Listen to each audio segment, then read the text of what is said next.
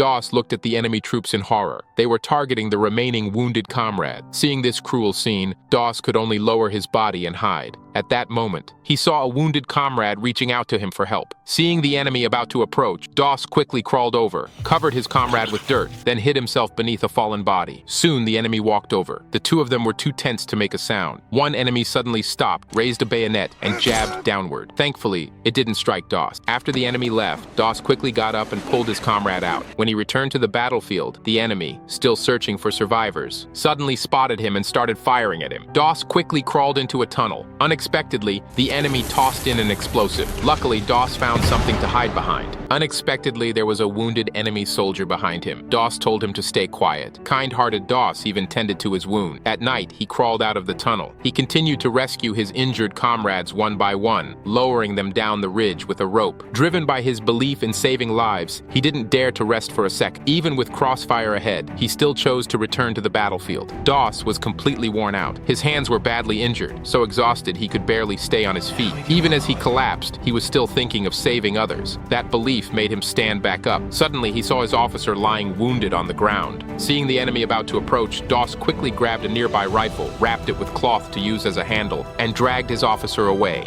But a large group of enemies chased after him. He ran toward the cliff with all his strength, then quickly tied the officer with a rope, lowered him down first, and finally jumped down with another injured soldier. The enemy kept chasing closely, firing in their direction. Comrades at the bottom returned fire just in time. Doss made it to the bottom safely. His comrades were amazed that Doss, all by himself, managed to rescue 75 wounded soldiers. The officer found Doss and apologized, saying he hadn't believed in him during training and hoped Doss could forgive him. Now everyone saw him in a whole new light. When they returned to the battlefield because of Doss's presence, everyone seemed to lose their previous fear, and their fighting spirit grew stronger. They advanced bravely all the way,